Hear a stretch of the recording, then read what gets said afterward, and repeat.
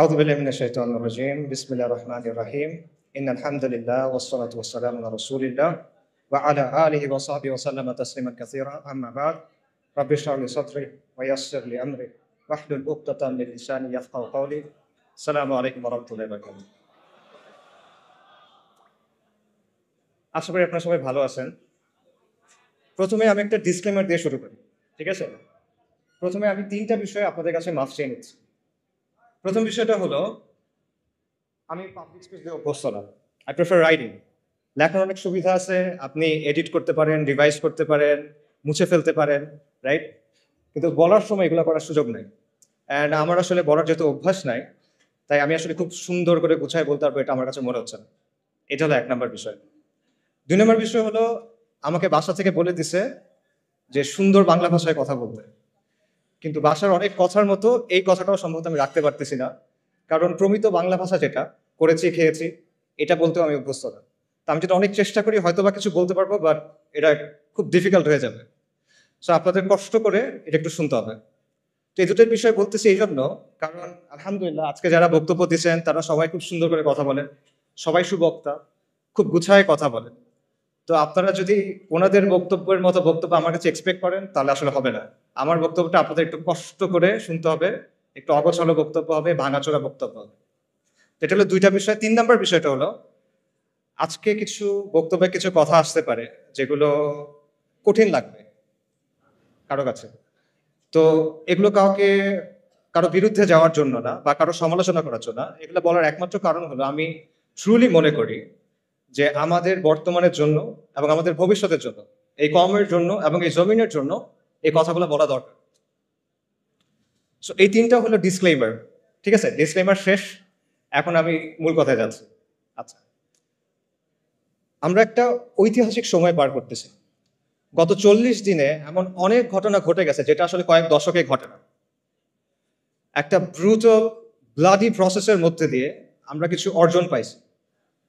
খুনি হাসিনা, দিল্লির পাপেট হাসিনা, সে পালাইছে এবং তার যে সৈন্য সামন্ত আছে তারা গা ঢাকা দিছে। এবং এই পুরো প্রসেসটা এখনো আমরা আসলে বুঝে উঠতে পারছি কিনা আমি আসলে শিওর না। In a way we are still trying to make sense of it. এবং আমার ধারণা আমরা এখানে যারা আছি বেশিরভাগই এরকম কোনো এক্সপিরিয়েন্সের মধ্যে দিয়ে এর আগে যাই না। এবং আমরা নিজেদের মধ্যে অনেক কিছু ডিসকাস করতেছি, অনেক কথাবার্তা বুঝতেছি, যার উদ্দেশ্য হলো two make sense of the situation, যে আসলে কি হইলো এবং এটা কোথায় যাচ্ছে, রাইট? সো এই জায়গাটাতে 2টা কোয়েশ্চেন দিয়ে আমি আলোচনাটা শুরু করতে চাই। ফার্স্ট কোয়েশ্চেন হলো, আমরা অনেক কথাবার্তা শুনতেছি যে গণ অভ্যুত্থান, বিপ্লব, প্রতি বিপ্লব, সংস্কার। অনেকে বলতেছে আমরা স্বাধীন হয়েছি, এটা দ্বিতীয় স্বাধীনতা। অনেকে বলছে বিজয় আসছে। আমার কোয়েশ্চেনটা এখানে, প্রথম কোয়েশ্চেন হলো, 15 জুলাই থেকে 5ই আগস্ট পর্যন্ত যে জিনিসটা হইল, এটা কি বিপ্লব ছিল কিনা, নাকি এটা অন্য কিছু ছিল? এটা একটা প্রশ্ন। সেকেন্ড যে প্রশ্নটা, সেটা হলো আমরা কি এখন স্বাধীন কিনা এবং এটাকে বিজয় কিনা? তো এই 2টা কোয়েশ্চেন গুরুত্বপূর্ণ কেন? এটা গুরুত্বপূর্ণ কারণ এগুলোর অ্যান্সারের উপর ডিপেন্ড করবে আপনি বর্তমানকে কিভাবে বুঝতেছেন, এবং এটার উপর ডিপেন্ড করবে আপনি ভবিষ্যতের ব্যাপারে কিভাবে চিন্তা করবেন। তো এই প্রশ্নগুলোর কিছু অ্যান্সার নিশ্চয়ই আপনারা সবাই ভাবছেন, যে আমাদের ভাইরা বলছেন বিপ্লব হয়ে গেছে। তো আমি আমার মতো করে আমার কিছু চিন্তা আপনার সাথে শেয়ার করি। প্রথম প্রশ্ন হলো, এটা বিপ্লব ছিল কিনা? এই প্রশ্নের অ্যান্সার দেওয়ার আগে 3টা জিনিসের পার্থক্য আমাদের বুঝতে হবে। একটা হলো বিপ্লব, একটা হলো সংস্কার, একটা হলো ক্ষমতার পালাবদল বা ক্ষমতা পরিবর্তন। বিপ্লব হলো একটা সমাজ এবং একটা শাসন ব্যবস্থার মৌলিক পরিবর্তন, আমূল পরিবর্তন। এটা হলো বিপ্লব। সংস্কার হলো এর চেয়ে লিমিটেড। সংস্কারের ক্ষেত্রে একটা বিরাজমান কাঠামো থাকে, বিদ্যমান কাঠামো থাকে, সেটার মধ্যে কিছু পরিবর্তন হয়, কিছু মেরামতি হয়, কিছু পুনর্গঠন হয়। এটা হলো সংস্কার। আর ক্ষমতার পালাবদল, এটা আপনারা সবাই বোঝেন, একজন গেল আরেকজন আসবে, দ্যাটস ইট। আচ্ছা, তাও আমি বোঝানোর জন্য একটা এক্সাম্পল দিই। মনে করেন রাষ্ট্র ক্ষমতা হলো একটা চেয়ারের মতো বা একটা সিংহাসনের মতো। এই সিংহাসনের উপরে শাসক বসে থাকে। এখন আপনি এসে শাসককে এখান থেকে নামায় ফেললেন, ধাক্কা দিয়ে, টেনে, যেভাবে ইচ্ছা নামায় ফেললেন। এটা কি? এটা হলো সরকার পতন। আপনি তারপর চেয়ারে বসে গেলেন। এটা কি? ক্ষমতা দখল। চেয়ারে বসার পর আপনি চেয়ারটা রেনোভেট করলেন, নতুন করে বার্নিশ করলেন, নতুন করে রং করলেন, কোনো জায়গায় ছিঁড়ে গেছিল সেলাই করলেন, কোনো জায়গায় ঘুণ পোকা ছিল আপনি ওটা চেঞ্জ করলেন। এটা হলো সংস্কার। কিন্তু বিপ্লব কি? বিপ্লব হলো আপনি চেয়ারটা ডিসম্যান্টেল করবেন, আপনি ওটা ভাঙবেন, নতুন করে তৈরি করবেন, এবং নতুন চেয়ারটা আগেরটার মতো হবে না, এটা ডিফারেন্ট হবে। এবং প্রবলেম ওটা চেয়ার নাও হইতে পারে, ওটা একটা টুল হইতে পারে, দিভান হইতে পারে। এটা হলো বিপ্লব। কাজেই এই জায়গা থেকে যদি আমরা চিন্তা করি, তাহলে আমি আবার প্রশ্নটা করি, জুলাইয়ের আন্দোলন কি বিপ্লব ছিল কিনা? জুলাইয়ের আন্দোলন বিপ্লব ছিল না। আপনারা চিন্তা করে দেখেন এখানে কি হয়েছে। এখানে শুধুমাত্র একটা কাজে সাফল্য আসছে, সরকার পতন, হাসিনার পতন হয়েছে। কিন্তু ক্ষমতা দখলটাও কিন্তু হয় নাই। যারা বিপ্লবের নেতৃত্ব দিছে তারা কিন্তু ক্ষমতা দখল করে নাই, বরং একটা মিক্সড ধরনের পাওয়ার শেয়ারিং হচ্ছে। এটা আমরা সবাই দেখতেছি এখন, রাইট? আচ্ছা, সংস্কারের ক্ষেত্রে আমরা এখনো বলতে পারতেছি না আসলে সংস্কার কতটুকু হবে। It still remains to be seen. Probably সংস্কার হবে কিছু, নো ডাউট, বাট ডেফিনেটলি এখানে আসলে বিপ্লব হয় নাই। তাহলে এখন প্রশ্ন হলো, কেন এটা বিপ্লব হইল না? এতগুলো মানুষের কোরবানি, এত মানুষ অন্ধ হয়ে গেল, এত মানুষ পঙ্গু হয়ে গেল, এত কষ্ট, তাও এটা কেন বিপ্লব হয় নাই? এটার অ্যান্সারটা আসলে সহজ। কারণ এখানে কোনো বৈপ্লবিক আদর্শ ছিল না, এখানে কোনো বৈপ্লবিক পরিকল্পনা ছিল না, এখানে কোনো মতাদর্শ প্রতিষ্ঠার জন্য, কোনো আদর্শ বা আকিদা প্রতিষ্ঠার জন্য এই আন্দোলন হয় নাই। এখানে কোনো ম্যানিফেস্টো ছিল না, কোনো কিতাব ছিল না। ইনফ্যাক্ট মানুষ এখানে কোনো নেতার পিছনেও নামে নাই। ইনফ্যাক্ট এই পুরো আন্দোলনটার মজার বিষয় হলো যে মানুষ এখানে আসলে কোনো কিছুর ফরে নামে নাই। তারা এখানে নামছে বিরুদ্ধে। কিসের বিরুদ্ধে? মানুষ এখানে নামছে গণহত্যার বিরুদ্ধে, জুলুমের বিরুদ্ধে। মানুষ এখানে নামছে আবু সাইদের উপর যে গুলি চালানো হয়েছে সেটার বিরুদ্ধে। মানুষ নামছে মুগ্ধ, আসহাবুল ইয়ামিন, ফাইয়াজদের উপর পাখির মতো গুলি করার বিরুদ্ধে। মানুষ নামছে আওয়ামী মিথ্যাচারের বিরুদ্ধে। এই যে লাশের চেয়ে মেট্রো রেল বেশি দামি, এই বয়ানের বিরুদ্ধে মানুষ নামছে, আওয়ামী মিথ্যাচারের বিরুদ্ধে মানুষ নামছে, আওয়ামী জাহেলিয়াতের বিরুদ্ধে মানুষ নামছে, এবং শেখ হাসিনার বিরুদ্ধে মানুষ নামছে। কিন্তু মানুষ কোনো বৈপ্লবিক আদর্শের জন্য নামে নেই। পুরো প্রসেসটা একবার চিন্তা করে দেখেন। কোটা সংস্কার এটা কিন্তু একটা জনমানুষের ইস্যু না। মানুষের কিন্তু সমর্থন দিয়েছে অবভিয়াসলি, বাট এটার জন্য মানুষ রাস্তায় নামতো, রাইট? কিন্তু মানুষ শেষ পর্যন্ত নামলো কেন? কারণ হাসিনার লাগাম ছাড়া বক্তব্য, তার একটার পর একটা ব্লান্ডার, তার ব্রুটাল রিপ্রেশন, এসবের কারণে শেষ পর্যন্ত মানুষ চিন্তা করলো যে এবার একটা এসপারোসর হইতে হবে, শি মাস্ট গো। এভাবে আসলে একটা দেশ চলতে পারে না। এই কারণে মানুষ নামছে। এবং বেসিক্যালি শেখ হাসিনা পুরা দেশের মানুষকে তার বিরুদ্ধে আসলে ঐক্যবদ্ধ করছে। এটা ছিল এই বিপ্লবের গ্লু, মানে সরি, এই মুভমেন্টের গ্লু। এটা ছিল এই মুভমেন্টের গ্লু, কোনো আদর্শ না। এটা ছিল হাসিনার বিরুদ্ধে একটা গণবিস্ফোরণ, একটা পপুলার আপরাইজিং বেসিক্যালি, যে সহজভাবে আমি বলি। মানুষের দীর্ঘদিনে জমে থাকা যে ক্ষোভ, রাগ, এই জুলুম মানুষ সহ্য করতে আর পারতেছে না, এবং মানুষের মনে হচ্ছে যে এইভাবে আসলে আমরা থাকতে পারবো না। এই কারণে মানুষ রাস্তায় নেমে আসছে। এবং আমি এই কথাটা লিখছি এবং এটা বারবার বলি, এবং আমি এটা আসলেই বিশ্বাস করি যে এই আন্দোলনের মূল উস্কানিদাতা শেখ হাসিনা, এটার প্রধান সমন্বয়ক শেখ হাসিনা, এটার প্রধান স্থপতি শেখ হাসিনা, এটার প্রধান ইঞ্জিন বা চালিকা শক্তি শেখ হাসিনা। শেখ হাসিনাকে ছাড়া এই আন্দোলন কখনো সরকার পতনের দিকে যায় না। আপনারা চিন্তা করে দেখেন, 30শে জুলাই সে যদি সবগুলা দাবি মেনে নেয়, কি হয় তারপর? সরকার পতন হয়? হয় না সরকার পতন। তাদের ফেরত যেতে হইতো তখন। সব দাবি মেনে নিচ্ছে, এখন তুমি কি করবে? তার ফেরত যেতে হবে। হয়তোবা তারা কয়েক মাস পর নতুন কোনো আন্দোলন নিয়ে আসতে পারতো, সেটা ডিফারেন্ট কথা, কিন্তু আন্দোলন ওখানে শেষ হয়ে যায়। কিন্তু শেখ হাসিনা কি করলো? সে আলটিমেটলি এটাকে পতনের দিকে নিয়ে গেল। তার যে হিউব্রিস, তার যে অ্যারোগেন্স, তার যে অহংকার, এটা আলটিমেটলি তাকে পতনের দিকে নিয়ে গেল।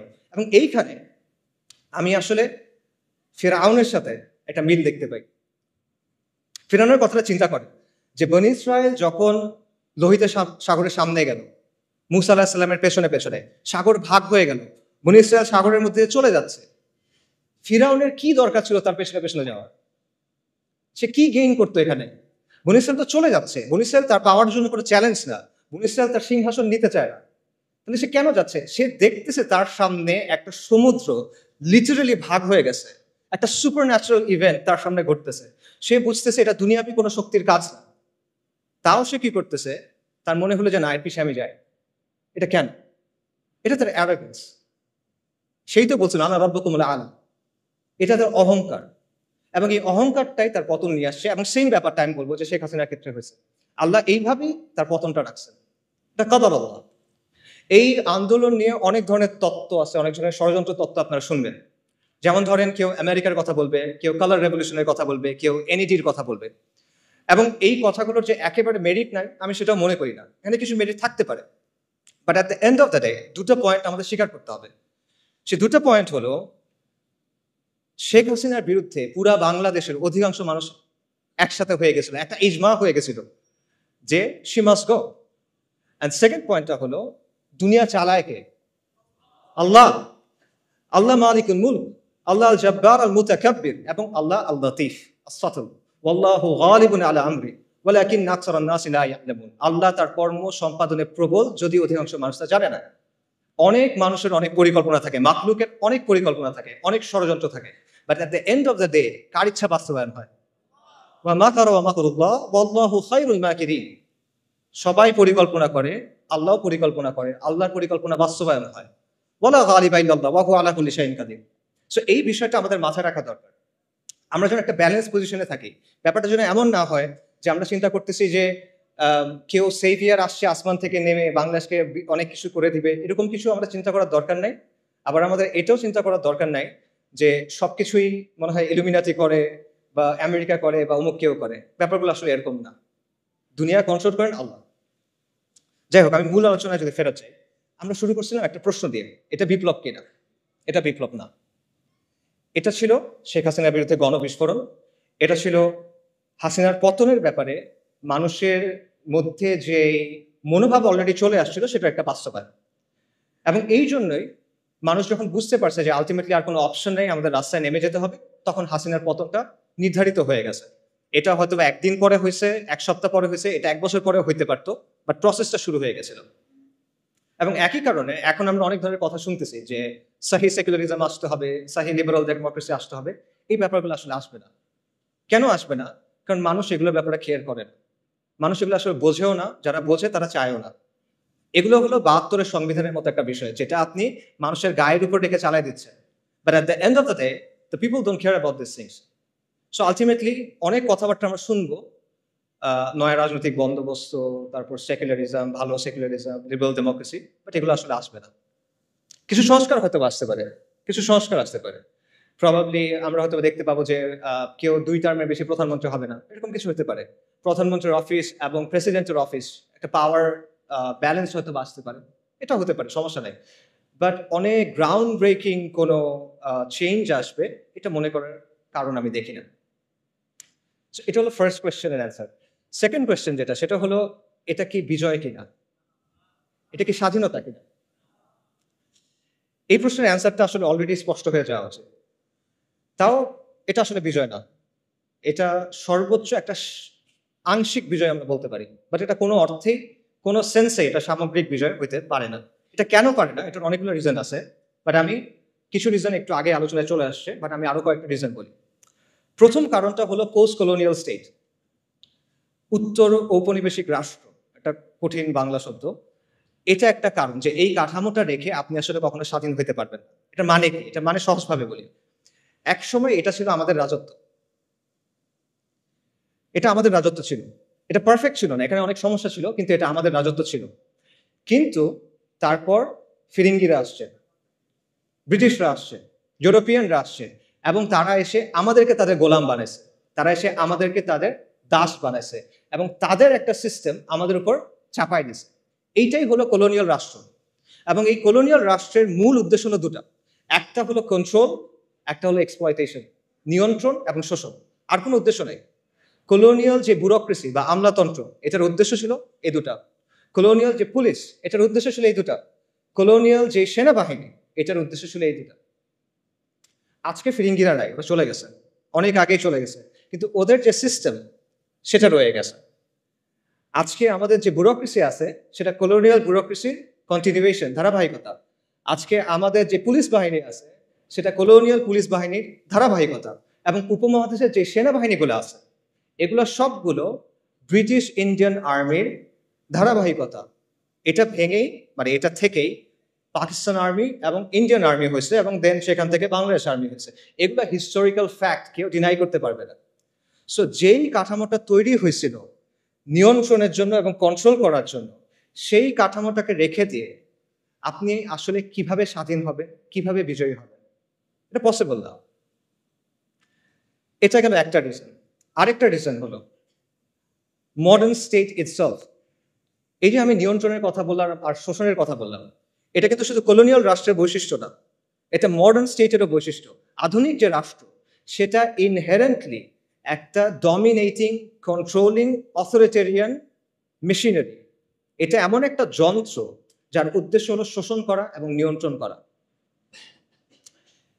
এবং এটা শুধুমাত্র আমাদের মতো তৃতীয় বিশ্ব বা গ্লোবাল সাউথের দেশগুলোর জন্য না, এটা পুরো বিশ্বে। আমাদের দেশে একটা ধারণা আছে যে হাসিনার যে সেকুলারিজম ওটা ছিল ভাইভ সেকুলারিজম বা মওদু সেকুলারিজম, আর আমেরিকাতে যেটা আছে বা ইংল্যান্ডে যেটা আছে বা মতান্তরে ফ্রান্সে যেটা আছে এটা হলো সাহি সেকুলারিজম। কিন্তু এই যে নিয়ন্ত্রণের ব্যাপারটা, কন্ট্রোলের ব্যাপারটা, এটা সেখানেও আছে। এটা নিয়ে অনেক একাডেমিক আলোচনা আছে, আমি সেই আলোচনায় যাব না। আমি আপনাদের একটা এক্সাম্পল দিব, যে এক্সাম্পলটা আপনারা সবাই দেখছেন। সেটা হলো কোভিডের কথা চিন্তা করে দেখেন, বিশেষ করে লকডাউন এবং ভ্যাকসিনের কথা। আচ্ছা, সেকুলারিজম এবং লিবারাল ডেমোক্রেসি আপনাকে অনেক সুন্দর সুন্দর কথা বলবে, স্বাধীনতা, অধিকার, এরকম অনেক কথা বলবে। বাট লকডাউনের সময় কি হয়েছে চিন্তা করে দেখেন তো। একদিনের মধ্যে আপনার সব অধিকার, আপনার সব স্বাধীনতা নাই, শেষ। আপনি ঘরের বাইরে যেতে পারবেন না, চাকরিতে যেতে পারবেন না, মসজিদে যেতে পারবেন না। কারো বাপ মারা গেছে, সে বাপকে দাফন করতে যেতে পারতেছে না। কারো বাচ্চা হসপিটালে, সে তার কাছে যেতে পারতেছে না। এটা কি? এটা টোটাল কন্ট্রোল আপনার জীবনের উপরে। এবং আমরা দেখছি যেখানে রাষ্ট্র যত শক্তিশালী সেখানে লকডাউন তত টাইট। আমাদের মতো দেশগুলোতে রাষ্ট্র পুরোপুরিভাবে অতটা শক্তিশালী না, যে কারণে আমরা কিছুটা মুভমেন্টের সুযোগ পাইছি। কিন্তু আপনি যদি ওয়েস্টের দিকে তাকান, দেখবেন সেখানে এক্সট্রিমলি টাইট ভাবে লকডাউনগুলো এনফোর্স করা হয়েছে।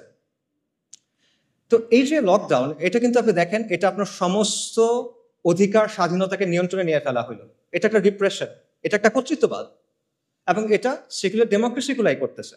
এবং এর মধ্যেও আমরা দেখছি যে দুটা অংশ হয়ে গেছে, যে সাধারণ মানুষ লকডাউনের মধ্যে বাসায় বসে আছে, পাগল হয়ে যাচ্ছে, সর্বশান্ত হয়ে যাচ্ছে। অন্যদিকে এলিট যারা, তারা পার্টি করে বেড়াচ্ছে, এরকম খবর আসে, খবরে পার্টি করে বেড়াচ্ছে। ওদিকে মানুষজন মেন্টাল হেল্পলাইনে ফোন করতে করতে এই হয়ে যাচ্ছে, শহীদ হয়ে যাইতেছে, এরকম একটা অবস্থা। আচ্ছা, এরপর দেখেন লকডাউনের পর কি আসলো? ভ্যাকসিন। ভ্যাকসিন না নিলে আপনি দুনিয়াতে অচল, আপনার ভ্যাকসিন নিতেই হবে। আপনার শরীরের মধ্যে আপনি একটা আনটেস্টেড এক্সপেরিমেন্টাল ড্রাগ নেবেন, এখানে আপনার কোনো সে নাই। আপনাকে বেসিক্যালি কোয়ার্স করা হলো এটা নেওয়ার জন্য, নইলে আপনি হজেও যেতে পারবেন না, এরকম একটা অবস্থা, তাই না? তো এর যে টোটাল কন্ট্রোল আর কি হইতে পারে? এটা কোনো মেটাফরিক্যাল কন্ট্রোল না, এটা কোনো রূপক কন্ট্রোল না, এটা রিয়েল কন্ট্রোল। আপনার চলাফেরাকে কন্ট্রোল করতেছে, আপনার শরীরের মধ্যে আপনি কি দিবেন সেটাকে কন্ট্রোল করতেছে। এবং এই সব কিছু কে করতেছে? সেকুলার রাষ্ট্র। যে সেকুলার রাষ্ট্র সাপোজিটলি আপনাকে কি দেয়? স্বাধীনতার অধিকার দেয়। এটা হলো তার অবস্থা। আধুনিক রাষ্ট্রের যে তত্ত্ব, এটার অন্যতম জনক বলা হয় থমাস হবসকে, ব্রিটিশ ফিলোসফার। থমাস হবস রাষ্ট্রকে কল্পনা করছিল লেভায়াথান হিসেবে। লেভায়াথান মানে কি? লেভায়াথান হলো একটা পৌরাণিক জীব, একটা মিথোলজিক্যাল, একটা মিথিক্যাল ক্রিচার। বাইবেলে এটার কথা আছে। এটা হলো একটা সামুদ্রিক জীব যেটার আকার অত্যন্ত বড়, এটাকে হারানো যায় না, এটা এতটা বড়, ওভারকাম করা পসিবল না। তো হবস রাষ্ট্রকে চিন্তা করছিল একটা দানবীয় শক্তি হিসেবে, এবং বাস্তবে তাই হয়েছে। রাষ্ট্র একটা দানবীয় শক্তিতে পরিণত হয়েছে, একটা সর্বব্যাপী ভয়ঙ্কর দানবে সে পরিণত হয়েছে, যে নিজেই আইন বানায়, যে নিজেই আইনের ব্যাখ্যা করে এবং যে নিজেই আইনের প্রয়োগ করে। রাষ্ট্রের উপরে কোনো রেফারেন্স নাই, সবার উপর রাষ্ট্র সত্য, তাহার উপর নাই। রাষ্ট্র হলো অ্যালফা এন্ড দি ওমেগা, এরকমই অবস্থা। এবং আপনার জন্ম থেকে মৃত্যু পর্যন্ত প্রতিটা পদে পদে রাষ্ট্র আপনাকে নিয়ন্ত্রণ করতে চায়, রাষ্ট্র আপনাকে সার্ভেইল করতে চায়। বার্থ সার্টিফিকেট থেকে ডেথ সার্টিফিকেট, আপনার কল হিস্ট্রি থেকে আপনার চ্যাট লগ, আপনার ব্রাউজিং ডেটা, সবকিছু, আপনার মানে প্রত্যেকটা ট্রানজ্যাকশন, আপনার ইনকাম ট্যাক্স, প্রতিটা জিনিসে রাষ্ট্র এসে হাত ঢুকায়। সে নিয়ন্ত্রণ করতে চায়, সে সার্ভেইল করতে চায়। এবং এটাই হলো পৃথিবীর ইতিহাসে আপনি খুঁজে পাবেন না যে এই মাত্রার নিয়ন্ত্রণ, এই মাত্রার এক্সপ্লয়টেশন কোনো সিস্টেমের মাধ্যমে হয়েছে, যেটা সেকুলার সিস্টেমের মাধ্যমে হয়েছে। কাজেই এবং এটাই হলো আসলে আধুনিক রাষ্ট্রের সভরেন্টির অর্থ। সার্বভৌমত্বের কথা আমরা বলি না, এটাই হলো সার্বভৌম শক্তির সত্যিকারের অর্থ। সার্বভৌম শক্তির প্রকৃত রূপ হলো এটা। যারা আপনারা জানতে চান এই ব্যাপারে, একজন জার্মান ফিলোসফার ছিল কার্ল শ্মিট, আপনারা তার লেখা পড়ে দেখতে পারেন, সেই ব্যাপারটা খুব ডিটেলে আলোচনা করছে। আজ পর্যন্ত এটা কোনো রিফিউটেশন আসে নাই, কারণ এটাই বাস্তব, এটি সভরেন্টির অর্থ। কাজেই আধুনিক রাষ্ট্রের মধ্যে আপনি আসলে কখনো মুক্তি পাবেন না, বিজয় পাবেন না। আধুনিক রাষ্ট্র আপনাকে কি দিবে? সে আপনাকে গাঁজা খাওয়ার স্বাধীনতা দিবে, মদ খাওয়ার স্বাধীনতা দিবে, জিনা করার স্বাধীনতা দিবে, এলজিবিটির স্বাধীনতা দিবে। এগুলো দিয়ে সে আপনাকে ভুলায় রাখবে, কিন্তু আসল স্বাধীনতা সে আপনাকে দিতে পারবে না। মজার ব্যাপার হলো, আজকে আমাদের এখানে যারা অনেক বৈপ্লবিক কথাবার্তা বলতেছে, তাদের দাওয়াতের মধ্যে আসলে বৈপ্লবিক কিছু নাই। তারা বেসিক্যালি ওয়েস্ট থেকে ধার করা কিছু টার্মিনোলজি এবং কিছু ধারণা প্রচার করতেছে, এবং এমন সব টার্মিনোলজি এবং ধারণা যেগুলো ওয়েস্টে অলরেডি অবসলিট হয়ে গেছে, তামাদি হয়ে গেছে। ওয়েস্টে আপনি দেখেন liberal democracy is on the retreat. পুরা পশ্চিমা বিশ্বে এখন একদিকে ফার রাইট, অন্যদিকে ফার লেফট, অর্থাৎ উগ্র ডানপন্থী এবং উগ্র বামপন্থীদের উত্থান হচ্ছে, এবং এই দুটার মাঝখানে যেটা আছে ভ্যানিলা, সেটা হলো লিবারাল ডেমোক্রেসি। এটার আবেদন হারাচ্ছে। এবং মাল্টিপোলার বিশ্বের কথা আপনারা সবাই শোনেন, মাল্টিপোলার বিশ্বে লিবারাল ডেমোক্রেসির ভাত নাই, এবং এটার যে বয়ানগুলো আছে অলরেডি এগুলো সব ভেঙে যাচ্ছে। লিবারাল ডেমোক্রেসির প্রধান একটা বয়ান হলো মানবাধিকার। গাজা জেনোসাইডে আমরা দেখছি যে মানবাধিকার বলে আসলে কিছু নাই। গাজাতে কি হয়েছে আমরা জানি, এটা আসলে বলতে গেলে ট্রমাটিক একটা এক্সপিরিয়েন্স হয়ে যাবে। মানে বাবা তার বাচ্চার কাছে গেছে, বাচ্চার ডেড বডি নাই, পলিথিনের ভিতরে করে সে ছিন্ন বিচ্ছিন্ন কিছু অংশ নিয়ে আসতেছে। মানবাধিকার কোথায়? যারা মানবাধিকার কথা সবচেয়ে বেশি বলে তারা হলো ইসরায়েলকে উইপেন্স দিচ্ছে, পলিটিক্যাল ক্লাউড দিচ্ছে, রাইট? সো মানবাধিকার কোথায়? মানবাধিকার বেসিক্যালি একটা আদর্শিক হাতিয়ার, যেটা ইউজ করে ওয়েস্ট তাদের জিওপলিটিক্যাল ইন্টারেস্ট অ্যাডভান্স করে, তাদের নিজেদের স্বার্থ হাসিল করে। একই কথা আন্তর্জাতিক আইনের ক্ষেত্রে। কই আন্তর্জাতিক আইন? কই? ইসরায়েল নানা জায়গায় গিয়ে অ্যাটাক করতেছে, কনসুলেটের ভেতরে গিয়ে অ্যাটাক করছে, যেটা কখনো হয় নাই। কই আইন কোথায়? নাই আইন। এগুলো রেটরিক, যেগুলো ওয়েস্ট তাদের ইচ্ছা মতো ইউজ করে তারপর ফালায় দেয়। কিন্তু আমরা এগুলো বিশ্বাস করে বসে আছি, এবং আমরা মনে করছি এটা মনে হয় অনেক বৈপ্লবিক কিছু একটা। এবং ফাইনালি আপনি দেখেন গাজা এটাও প্রমাণ করছে যে ডেমোক্রেসি অ্যাকচুয়ালি ওয়ার্ক করে না। কেন এটা আমি বলতেছি? দেখেন, ওয়েস্টে অনেক মানুষ কিন্তু গাজা জেনোসাইডের বিপক্ষে, তারা এটার বিরুদ্ধে রাস্তায় মার্চ করছে, তারা প্রতিবাদ করছে, এটা আপনার স্বীকার করতে হবে, এবং আমরা এটা অ্যাপ্রিসিয়েট করি, আর তারা হেদায়েত করে। কিন্তু তাও তারা এটা বন্ধ করতে পারতেছে না। অনেক মানুষ এটার বিরুদ্ধে, কিন্তু তারা এটা বন্ধ করতে পারতেছে না। এটা কেন? কারণ তারা যাকেই ভোট দিচ্ছে দেখা যাচ্ছে যেই ক্ষমতায় আসতেছে সে জায়নিস্টদের পকেটে, এবং সে গ্লোবাল এলিটদের পকেটে। তার মানে হলো ডেমোক্রেসির মধ্যেও আবারও ডেমোক্রেসির যেটা আতুরঘর, সেই জায়গাতেও এটা আসলে জনগণের আকাঙ্ক্ষার প্রতিফলন করতে পারে না। ডেমোক্রেসি নিয়ে আপনি অনেক সুন্দর সুন্দর কথা বলতে পারেন, but at the end of the day it can be hacked. It can be hacked very easy, যেটা আমরা দেখতেছি। কাজেই এত কিছুর পরও যারা ওই মানধাত্তা আমলের লিবারাল ডেমোক্রেসির কথা বলতেছে অনেক বৈপ্লবিক বয়ান হিসেবে, তারা আসলে ওয়ার্ল্ডের ট্রেন্ডটা বুঝতেছে না হয়তো, এবং তারা একটা ডেট এক্সপায়ার্ড মাল বিক্রি করার চেষ্টা করতেছে। তারা বিপ্লবের কথা বলতেছে, বাট তারা পশ্চিমা প্যারাডাইম থেকে বের হইতে পারতেছে না। তাদের মধ্যে পশ্চিমা আদর্শ নিয়ে এক ধরনের ফিক্সেশন আছে, তাদের মধ্যে পশ্চিমা থিওরি নিয়ে এক ধরনের ফেটিশিজম আছে। পশ্চিম যেটা বলছে ওটাই সহি, পশ্চিম যেটা বলছে ওটাই সমাধান, অল্প স্বল্প কিছু চেঞ্জ করতে হবে। Liberal democracy with Bangla characteristics, এটা হলে হয়ে যাবে। এই হলো তাদের প্রস্তাবনা। তো এগুলো করে আসলে আলটিমেটলি কোনো সমাধান হবে না। সো আমরা যদি আগের কথায় ফেরত যাই, এটা কি বিজয় ছিল কিনা, এটা মুক্তি ছিল কিনা? না, এটা ছিল না। যদি সহি সেকুলারিজম বা সহি লিবারাল ডেমোক্রেসি আসে, যেটা আসবে না, যদি আসে তাও সেটা বিজয় এবং মুক্তি হবে না। তাহলে মুক্তি কিসে? বাস্তবতা হলো আমাদের মুক্তি এবং পুরো বিশ্বের মুক্তি হলো ইসলামের মধ্যে। এটা আমি রেটরিক্যালি বলতেছি না, আমি ট্রুলি এটা বিশ্বাস করি। এটা ইসলামের মধ্যে আল্লাহর গোলামি মেনে নেওয়ার মধ্যেই হলো সৃষ্টির মুক্তি। কথাটা অনেকটা প্যারাডক্সিক্যাল লাগতে পারে যে গোলামির মধ্যে মুক্তি কিভাবে, কিন্তু এটাই বাস্তবতা। এটা 100% একটা লজিক্যাল কথা। কেন লজিক্যাল কথা? কারণ হলো দুনিয়ার বাস্তবতা হলো দুনিয়াতে আসলে সত্যিকার অর্থে কোনো ফ্রিডম নাই। এখানে অ্যাবসলিউট কোনো ফ্রিডম হয় না। প্রত্যেকটা ব্যবস্থায় আপনার কারো না কারো আনুগত্য স্বীকার করে নিতে হয়, আপনার কিছু না কিছুর উপর ঈমান আনতে হয়, কোনো না কোনো বিষয়কে আপনার ধ্রুব সত্য হিসেবে স্বীকার করতে হয়। এটা থেকে আপনি বের হইতে পারবেন না। ভ্যালু নিউট্রাল কোনো সিস্টেম হয় না, নিরপেক্ষ কোনো সিস্টেম হয় না। প্রত্যেকটা সিস্টেমের মধ্যে একটা না একটা রব থাকে যেটাকে মেনে নিতে হয়। এবং অ্যাবসলিউট আমরা মানে এর কথা বলে ফ্রিডম অফ স্পিচের কথা বলে, অ্যাবসলিউট ফ্রিডম অফ স্পিচ বলে কিছু নাই, অ্যাবসলিউট স্বাধীনতা বলে কোনো কিছু নাই। প্রত্যেকটা স্বাধীনতা হলো একটা বাউন্ডারির মধ্যে দেয়া স্বাধীনতা। দাবা খেলার সময় চিন্তা করেন, যখন আপনি কেউ যদি দাবা খেলে, সে দাবা খেলার নিয়ম মেনে যে কোনো চাল দিতে পারে, কিন্তু নিয়ম সে চেঞ্জ করতে পারে না। নিয়মটা মেনে তাকে খেলার টেবিলে বসতে হয়। সেম জিনিস, যে কোনো সিস্টেমে ওই সিস্টেমের নিয়ম মেনে আপনি স্বাধীন, কিন্তু এই নিয়মগুলো আপনি চ্যালেঞ্জ করতে পারবেন। কাজে প্রকৃত অর্থে আসলে কোনো স্বাধীনতা নাই।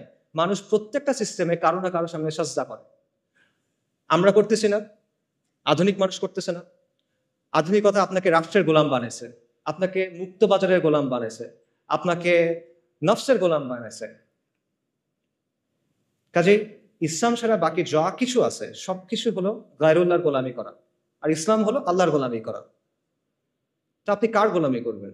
আপনি মানুষের গোলামি করবেন, মাখলুকের গোলামি করবেন, নাকি আপনি আল্লাহর গোলামি করবেন? কাজে সত্যিকারের মুক্তি হলো গায়রুল্লাহর ইবাদত থেকে বের হয়ে এসে এক আল্লাহর দাসত্ব মেনে নেওয়া। যখন আপনি এটা করবেন, তখন আমরা মানুষ হিসেবে আমাদের যে কসমিক রোল, আমাদের যে মহাজাগতিক ভূমিকা আল্লাহ আমাদের জন্য ঠিক করে দিয়েছেন খালিফা হিসেবে, তখন সেটা আমরা পালন করতে পারবো। তখন আমরা পুরো সৃষ্টির সাথে হারমোনিতে আসতে পারবো। আধুনিকতা প্রকৃতিকে ডমিনেট করতে চায়, কন্ট্রোল করতে চায়, এটা করতে গিয়ে সে ক্লাইমেট ক্যাটাস্ট্রফি করে ফেলছেন। কিন্তু আপনি যখন আল্লাহর দাসত্ব মেনে নেবেন, তখন আপনি এটার সাথে হারমোনিতে আসতে পারবেন। এখানেই আপনি প্রকৃত মুক্তি পাবেন। এটা ছাড়া সত্যিকার অর্থে কোনো স্বাধীনতা নাই। আপনার জিডিপি যত হোক, আপনার যতগুলো মেট্রো রেল থাকুক, আপনার যত মাথা পিছু যত ইচ্ছা হোক, আপনার রাস্তা যত সুন্দর হোক, মুক্তি নেই। কমফোর্ট আছে, মুক্তি নেই। তো এখানে আরেকটা কোয়েশ্চেন আছে, সেটা হলো ইসলাম কিভাবে? আমি যদি বলি যে আলটিমেটলি মুক্তি হলো ইসলামে, তাহলে প্রশ্ন আসবে ইসলাম কিভাবে? তো এই কোয়েশ্চেনের অ্যান্সারটাও আমি প্রথম কোয়েশ্চেনের সাথে ট্যাগ করতে চাইব। প্রথম কোয়েশ্চেনে আমরা তিনটা বিষয় নিয়ে কথা বলছিলাম: সরকার বদল, সংস্কার আর বিপ্লব। এখন এক এক করে আমাকে বলেন দেখি, সরকার পতনের মাধ্যমে কি ইসলাম আসবে? না, আসা সম্ভব না। এটা একটা সরকার গিয়ে আরেকটা সরকার আসবে, আসলো তো ইসলাম আসবে না। আচ্ছা আমাকে বলেন, সংস্কারের মধ্য দিয়ে আসবে কিনা? সংস্কারের মধ্যে এটা সম্ভব না। কারণ আপনি যে সিস্টেমটার মধ্যে আছেন সেটা হলো একটা সেকুলার লিবারাল, একটা সেকুলার ব্যবস্থা। এই ব্যবস্থাটা মৌলিকভাবে ইসলামের সাথে সাংঘর্ষিক। এখন আপনি কিভাবে সংস্কার করে করে এটাকে ইসলামে নিয়ে যাবেন? ইটস পসিবল না। আমি আপনাকে একটা এক্সাম্পল দিই। সংস্কারের সবচেয়ে বহুল ব্যবহৃত পদ্ধতি কি? ডেমোক্রেসি। ডেমোক্রেসি হলো ইনহেরেন্টলি একটা রিফর্মিস্ট অ্যাপ্রোচ, একটা রিফর্মিস্ট মেথড। ডেমোক্রেসিতে কি করা হয়? একটা ব্যবস্থার মধ্যে মৌলিক বিষয়গুলোর ব্যাপারে আমরা একমত, এর মধ্যে আমরা কিছু পরিবর্তন আনতে চাই, কিছু বিষয়ে মতপার্থক্য আছে, এগুলো আমরা সলভ করতে চাই। এই জায়গায় ডেমোক্রেসি কাজ করে, এবং ডেমোক্রেসি কাজ করে ইনক্রিমেন্টাল বা গ্র্যাজুয়াল চেঞ্জের মাধ্যমে। এখন আপনি আমাকে বলেন, আপনি কিভাবে অ্যাকচুয়ালি এই প্রসেসে সেকুলার রাষ্ট্র থেকে ইসলামী ব্যবস্থায় যাবেন? আমি আপনাদের বাংলাদেশের এক্সাম্পল দিই। বাংলাদেশে যে ইসলামী দলগুলো আছে যারা ডেমোক্রেটিক পদ্ধতিতে অংশগ্রহণ করছে, তাদের সবার ভোট যদি আপনি মেলান কোনো একটা নির্বাচনে, 30টার মতো আসনও তারা পায় নাই। লেস দেন 30, 300টার মধ্যে লেস দেন 30, লেস দেন 10%। ওকে, আচ্ছা, তার মানে তারা যে এককভাবে ক্ষমতা যাবে এটাও আসলে ফিজিবল না। বাট তর্কের খাতিরে আমি ধরলাম এটা হইল। মনে করেন বাংলাদেশের কোনো একটা ইসলামী দল অথবা সবগুলো ইসলামী দলের কোনো একটা জোট, তার 160টা আসন পেয়ে গেল, ক্ষমতায় গেল, আলহামদুলিল্লাহ, অনেকে বলে ফেলবে ঠিক আছে গেল। তারপর কি হবে? তারপর কিভাবে ইসলাম আনবেন? আপনি সংবিধান পরিবর্তন করে করে আনবেন? পসিবল না। কি পরিবর্তন করবেন? আপনার সংবিধান আপহেল্ড করতে হবে। এটা শপথ নিয়ে আপনি গেছেন। আপনি যদি বলেন যে ঠিক আছে, সংবিধানের মধ্যে আপনি লিখে দিলেন যে কোরআন সুন্নাহ বিরোধী কোনো আইন করা হবে না, তাহলে হয়ে গেল শরিয়া কায়েম? না, হবে না। এর চেয়ে অনেক সুন্দর সুন্দর কথা পাকিস্তানের সংবিধানে আছে, চমৎকার চমৎকার সব কথাবার্তা আছে, but at the end of the day ওটা স্টিল একটা সেকুলার রাষ্ট্র। কাজে সংস্কারের মাধ্যমে আপনি জিনিসটা করতে পারবেন না। এবং দেখেন, এই যে আমরা যে আলোচনাগুলো শুনতেছি বিপ্লব গণঅভ্যুত্থান নিয়ে, ওখানে কিন্তু এই কথাগুলো আসতেছে যে গণ অভ্যুত্থানের বৈধতা আপনি সংবিধান থেকে পাবেন না, গণঅভ্যুত্থান করতে হলে সংবিধানের বাইরে গিয়ে করতে হবে। এই কথাগুলো আসতেছে না? নতুন গঠন করতে হলেও পুরনো সংবিধান দিয়ে হবে না। তো আপনি যদি এতটুক কাজ সংবিধানের মধ্যে না করতে পারেন, আপনি সেকুলারিজম থেকে ইসলামী ব্যবস্থায় যাবেন, সেটা আপনি কেমনে সংবিধানের মধ্যে দিয়ে করবেন বা কেমনে এই প্রসেসের মধ্যে দিয়ে করবেন? এটা আনরিয়ালিস্টিক, ইট ইজ পসিবল না, ইম্পসিবল। এখানে আরো অনেকগুলো বিষয় আসলে আছে, অত কথা বললাম না, সময় হয়ে যাচ্ছে। দুটো পয়েন্ট বলি। আপনি দেখেন মিশরে, আলজেরিয়াতে ইসলামিস্টরা ক্ষমতায় আসছিল, কিন্তু ডিপ স্টেট তাদের বিরুদ্ধে কু করছে, তাদেরকে সরাই দিয়েছে। তিউনিসিয়াতে সেম জিনিস হয়েছে, কিন্তু তিউনিসিয়াতে যারা ক্ষমতায় আসছিল তারা ইসলামিস্ট ছিল না, তারা ছিল সাবেক ইসলামিস্ট যারা পরবর্তীতে লিবারাল ডেমোক্রেট হয়েছে, তাদেরকেও কু করে সরাই দিয়েছে। এবং এই ব্যবস্থায় যারা গেছে তারা নিজেরা চেঞ্জ হয়ে গেছে। 1980-র দশকে অনেকগুলো মুসলিম দেশের ইসলামী মুভমেন্টগুলো অনেক তর্ক বিতর্কর পর একটা সিদ্ধান্ত নিয়েছিল যে ঠিক আছে, আমরা ইসলাম কায়েমের জন্য ডেমোক্রেটিক পদ্ধতি ইউজ করব। এটার উদ্দেশ্য কি? আমরা ক্ষমতায় যাব, তারপর আমরা ধীরে ধীরে ইসলাম কায়েম করার চেষ্টা করব। ভালো উদ্দেশ্য। তারপর কি হয়েছে? 40 বছর পর হয়েছে যে আমরা দেখতেছি যে তারা নিজেরা এখন ইসলামী রাষ্ট্রের কথাই বলে না। এদের অনেকেই, সবাই না, অনেকেই এটা এখন কি বলে? এখন তারা বলে কল্যাণ রাষ্ট্রের কথা, ওয়েলফেয়ার স্টেট, প্লুরালিজমের কথা। এরা এখন বলে যে লিবারাল ডেমোক্রেসির কথা। অর্থাৎ তারা সিস্টেমে ঢুকছিল সিস্টেমটা চেঞ্জ করার জন্য, সিস্টেমের জায়গায় আছে, তারা চেঞ্জ হয়ে গেছে। এটা হলো অবস্থা। তো সংস্কারের মধ্য দিয়ে আসলে এইভাবে এই পরিবর্তন সম্ভব না। বাস্তবতা হলো, আপনি যদি সেকুলার ব্যবস্থা থেকে যে ট্রান্সফরমেশনটা প্রয়োজন ইসলামী ব্যবস্থায় যাওয়ার জন্য, সেটার জন্য প্রয়োজন বৈপ্লবিক পরিবর্তন এবং রেভলিউশনারি মিনস। এটাই বাস্তবতা। এবং এটা শুধুমাত্র ইসলামের ক্ষেত্রে প্রযোজ্য না, এটা যে কোনো ব্যবস্থার ক্ষেত্রে প্রযোজ্য। যখন পৃথিবীতে রাজতন্ত্রের বদলে রিপাবলিক আসলো, তখন সেটা বৈপ্লবের মাধ্যমে আসছে, বৈপ্লবিক পদ্ধতির মাধ্যমে আসছে, এবং এটা একটা ঐতিহাসিকভাবে প্রমাণিত সত্য। এটা এমন একটা কনক্লুশন যেটা অ্যাভয়েড করা সম্ভব না। আপনি ধাপে ধাপে চিন্তা করেন। আপনি যদি মুসলিম হন, আপনাকে শরিয়া চাইতে হবে, নন নেগোশিয়েবল। কেউ মুসলিম, সে শরিয়া চায় না, এটা পসিবল না, এটা কুফর। কেউ যদি মনে করে ইসলামের চেয়ে ওই জিনিসটা বেটার, কেউ যদি মনে করে ইসলামের চেয়ে ওই জিনিসটা অগ্রাধিকার পাওয়ার মতো, কেউ যদি মনে করে দুটো সমান, এটা কুফর রাখবে। অর্থাৎ যদি মুসলিম হয় তাকে শরিয়া চাইতে হবে। আর সেকুলার ব্যবস্থা মৌলিকভাবে ইসলামী ব্যবস্থাতে সাংঘর্ষিক, এই দুটা কো এক্সিস্ট করতে পারে না। একটা আরেকটাকে ডমিনেট করার চেষ্টা করবে, সেটা হবে না। আচ্ছা, এবং আমরা দেখতেছি যে সেকুলার ব্যবস্থাকে সংস্কারের মাধ্যমে চেঞ্জ করে করে আপনি আলটিমেটলি ইসলামী ব্যবস্থায় যেতে পারতেছেন না। তাহলে অপশন কি বাকি থাকে আপনার? বৈপ্লবিক পরিবর্তন ছাড়া আপনার আর কোনো অপশন বাকি থাকে না। কিন্তু বৈপ্লবিক পরিবর্তন নিয়েও আসলে আমাদের মধ্যে অনেক ভুল ধারণা আছে। বাস্তবতা হলো যে আমাদের চিন্তাভাবনাগুলো আসলে বেশিরভাগ সময় খুব রেটরিক ভিত্তিক। আমরা ঢালাও কথাবার্তা বলি, আমরা অনেক আবেগ কথাবার্তা বলি, আমরা অনেক জজবার কথা বলি, কিন্তু আমরা দলিল, আদিল্লা, রিয়ালিটির অ্যানালিসিস, লজিক এগুলোর দিকে তাকাই না। আমরা অনেক সময় চিন্তা করি যে বিপ্লব মনে হয় একটা ওভারনাইট ব্যাপার, রাতারাতি হয়ে যাবে। অথবা আমরা মনে করি যে আমি যা করতেছি করতে থাকবো, একদিন ডাক দিবে কেউ একজন, বিপ্লব হয়ে যাবে। ব্যাপারগুলো এরকম না। আসলে এখানে কিছু ম্যাটেরিয়াল কন্ডিশনস আছে, অথবা আপনি বলতে পারেন যে এখানে কিছু আসবাবের দুনিয়ার কিছু শর্ত আছে যেটা আপনার পূরণ করতে হবে। সেটা পূরণ না করলে আপনি এটা পারবেন না। একটা এক্সাম্পল দেয়, পানি কখন ফুটে? পানির বয়লিং পয়েন্ট কত? 100°C। এটা কি মুমিনের জন্য একরকম, কাফেরের জন্য আরেক রকম? না, এটা সবার জন্য সেম। কেন সে? আল্লাহ দুনিয়ার নিজাম, আল্লাহ ঠিক করে দিচ্ছেন এভাবে, সবার জন্য এটা সেম। তো সমাজ এবং রাষ্ট্রের মধ্যেও এরকম কিছু ম্যাটেরিয়াল কন্ডিশনস আছে যেটা আপনার পূরণ করতে হবে। এই জিনিসটা আপনি আবেগ বা জজবা দিয়ে, আমরা হকের উপর আছি, জাস্ট এই বিষয়টা দিয়ে আপনি বাইপাস করতে পারবেন না। এই রিকোয়ারমেন্ট আপনাকে ফুলফিল করে আসতে হবে।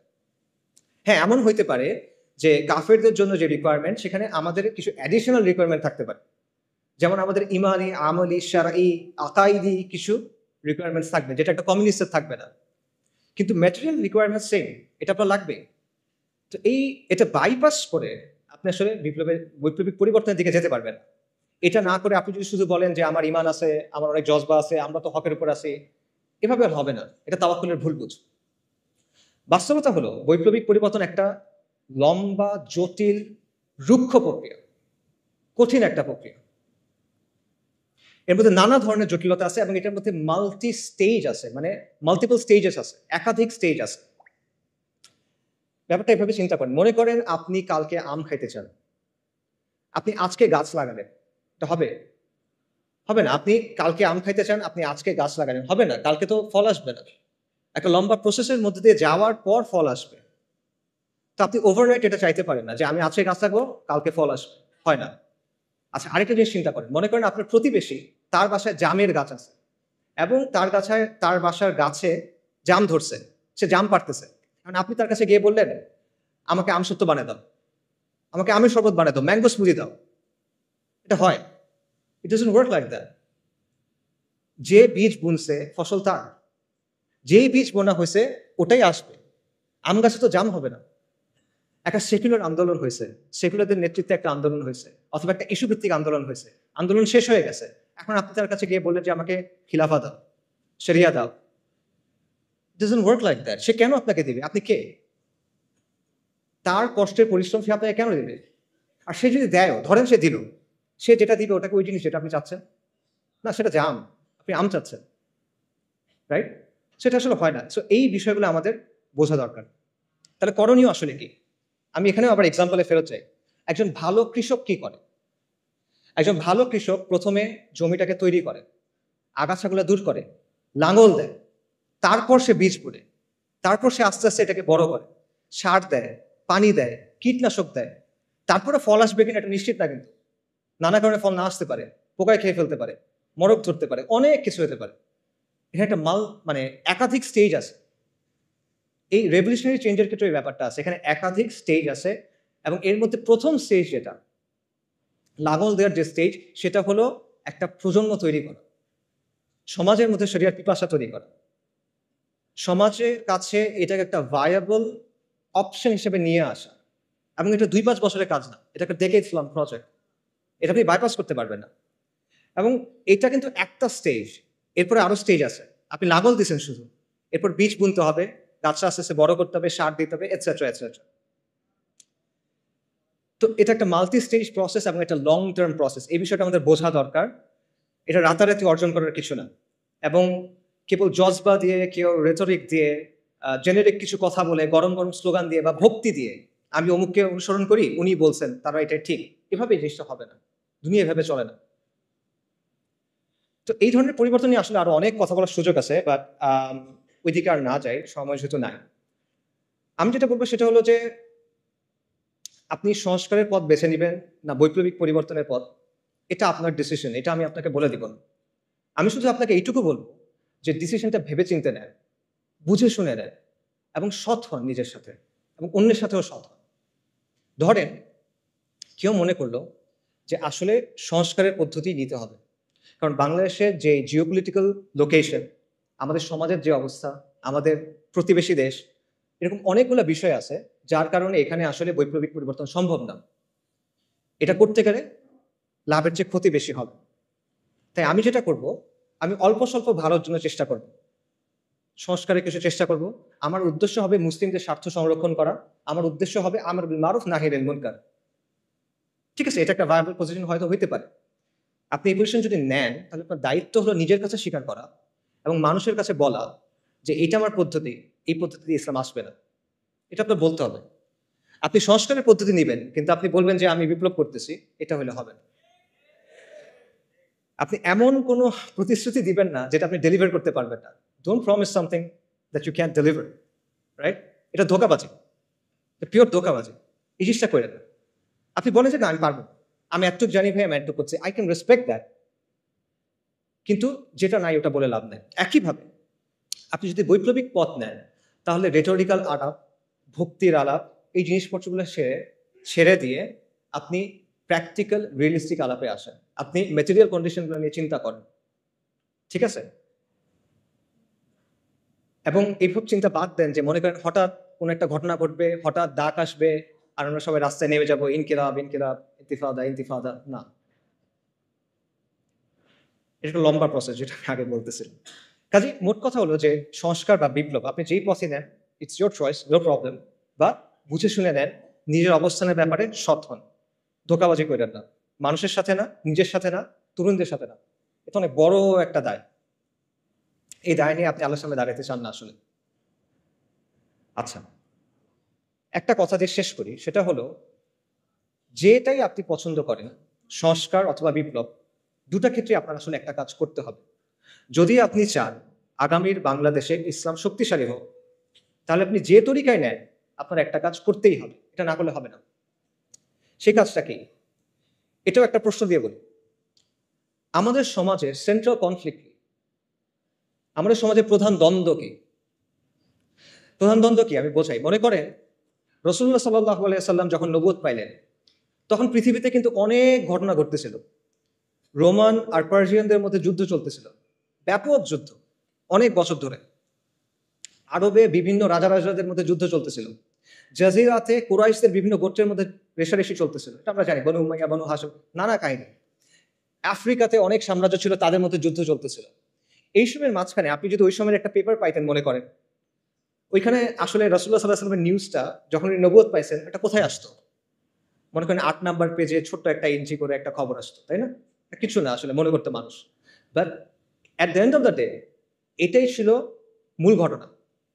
যদি আমরা পৃথিবীর একটা হিস্ট্রি লিখি, রাসূলুল্লাহ সাল্লাল্লাহু আলাইহি ওয়াসাল্লাম হলেন বা আম্বিয়ায়ে কেরাম হলেন মূল ক্যারেক্টার, এবং তাদের সাথে যেগুলো ঘটতেছে এগুলো হলো মূল স্টোরি লাইন, বাকি সবকিছু হলো সাইড ক্যারেক্টার, সাইড কোয়েস্ট, পার্শ্ব চরিত্র, রাইট? তার মানে ওই সময় পৃথিবীতে মূল কনফ্লিক্ট কোনটা ছিল? ইমান বনাম শিরক, তাওহীদ বনাম শিরক, ইমান বনাম কুফর, দ্যাটস ইট। সিমিলারলি আপনার চিন্তা করতে হবে যে আমাদের সমাজে মূল কনফ্লিক্ট কোনটা। কারণ আপনি যখন মূল কনফ্লিক্টে ফোকাস করবেন, তখন আপনি একটা সমাজকে একটা পরিণতির দিকে নিতে পারবেন, নইলে পারবেন না। তা আমাদের সমাজে সেন্ট্রাল কনফ্লিক্ট কোনটা? আমরা অনেক কথাবার্তা বলি। আগে বলা হয়তো আওয়ামী লীগ বনাম বিএনপি, ভারত বনাম আমেরিকা, বা ভারত বনাম চায়না, শাহবাগ বনাম অ্যান্টাই শাহবাগ, ফ্যাসিজম বনাম অ্যান্টাই ফ্যাসিজম, অনেক কথা বলা হয়। But at the end of the day এগুলো কোনোটাই আমাদের সমাজের সেন্ট্রাল কনফ্লিক্ট না। এগুলো যদি সলভ হয়ে যায়, তাও আপনি বিজয় পাচ্ছেন না, মুক্তি পাচ্ছেন না, যেটার কথা আমরা বললাম।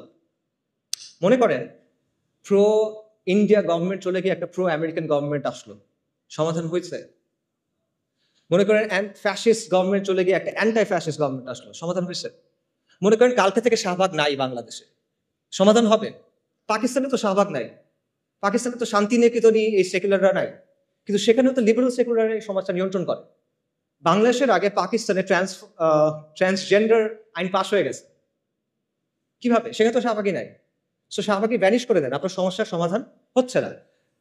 সমাধান হলো মূল কনফ্লিক্টের জায়গাটা, এবং মূল কনফ্লিক্টটা হলো ইসলাম বনাম সেকুলারিজমের দ্বন্দ্ব, আল্লাহর আইন বনাম গায়রুল্লাহর আইনের দ্বন্দ্ব, আল্লাহর শরিয়া বনাম মানুষের শরিয়ার দ্বন্দ্ব, ইসলাম বনাম মানুষের বানানো তন্ত্র মন্ত্রের দ্বন্দ্ব।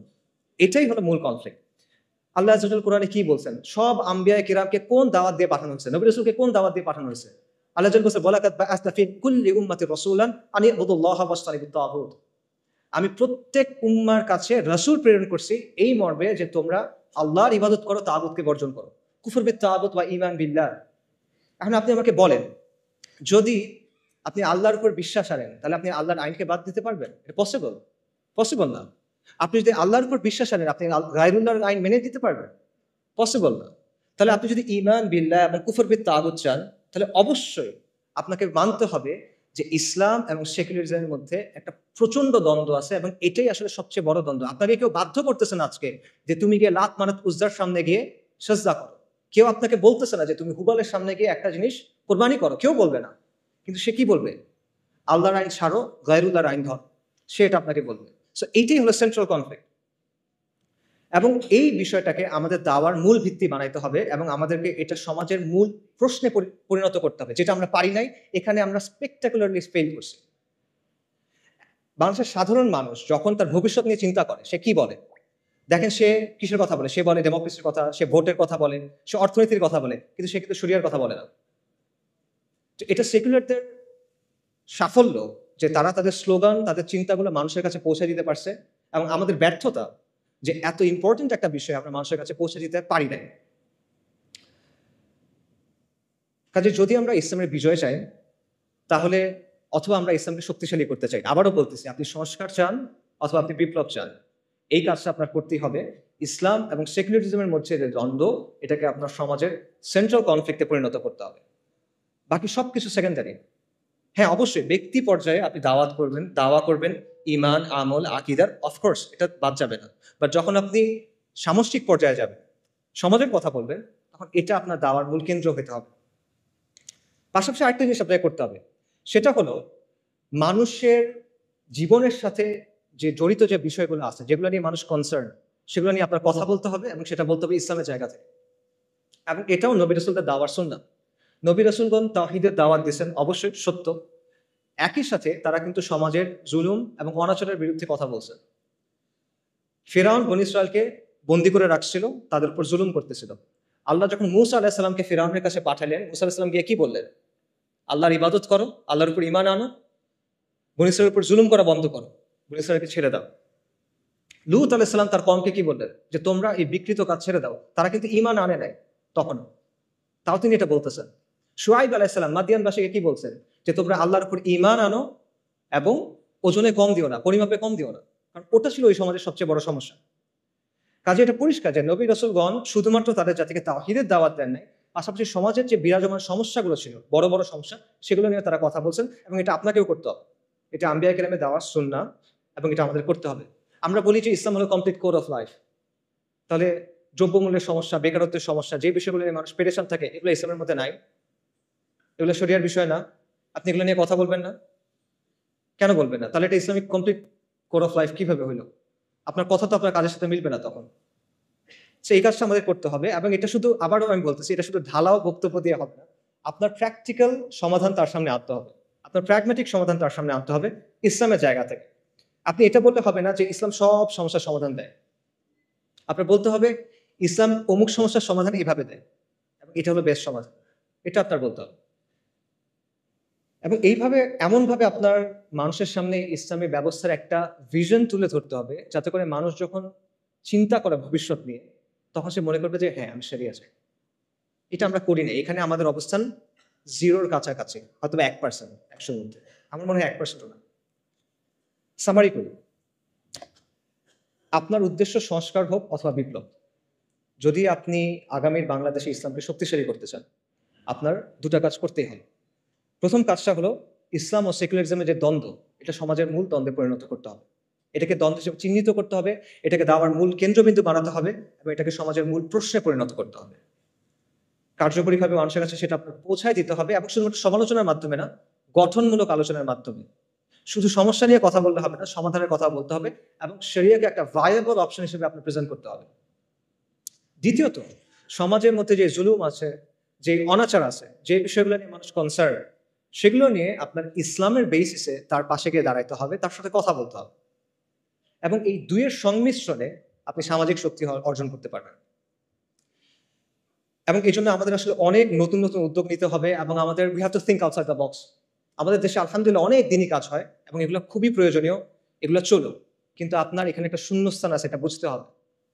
এই শূন্যস্থান পূরণ করার চেষ্টা করতে হবে এবং এই জন্য অনেক ইনিশিয়েটিভ দরকার, এই জন্য প্রচন্ড ডেডিকেটেড ভাবে কাজ করার মানুষ দরকার, পাগল হয়ে কাজ করবে এমন মানুষ দরকার। You have to be relentless, you have to be tireless and you have to be proactive. আর কোনো অপশন নাই আসলে। এবং এটার অংশ হিসেবে কিছু কিছু উদ্যোগ নেওয়া হচ্ছে। একটা উদ্যোগের কথা আপনারা হয়তো বা জানেন, একটা লিফলেট আপনারা পাইছেন, ইসলামিক সোশ্যাল অ্যাক্টিভিস্ট নেটওয়ার্ক। ইনশাল্লাহ এটার ব্যাপারে আপনারা এরপরে আরো জানবেন এবং আমরা আশা করব যে আপনারা এটার সাথে থাকবেন, সামিল থাকবেন, এটাকে সাপোর্ট করবেন। এর পাশাপাশিও আসলে আরো অনেক ধরনের উদ্যোগ দরকার এবং এখানে অনেক যোগ্য মানুষ আছেন, জ্ঞানীগুণী মানুষ আছেন। আমি বলবো আপনারা সবাই এই বিষয়গুলো নিয়ে চিন্তা করেন, আপনার কাজ করতে হবে। কাজ করার সময় এখন, এরপরে এটা আপনি আর পাবেন না। If not now then when. এখন যদি কাজ না করেন কখন করবেন? যদি আপনি না করেন তাহলে কে করবে? আমার কথা এতক্ষণ শোনার জন্য সবাইকে ধন্যবাদ। আমি স্পেসিফিক্যালি সিয়ানকে এবং রফিক ভাইকে ধন্যবাদ জানাবো অ্যারেঞ্জ করার জন্য। আর জুলাই আন্দোলনের সময় এবং এই বন্যার সময় আমাদের যারা মারা গেছেন, আমরা তাদের সবার রুহের মাগফিরাত কামনা করি। ওয়া আখিরু দাওয়ানা আলহামদুলিল্লাহি রাব্বিল আলামিন। আসসালামু আলাইকুম ওয়া রাহমাতুল্লাহি ওয়া বারাকাতুহু।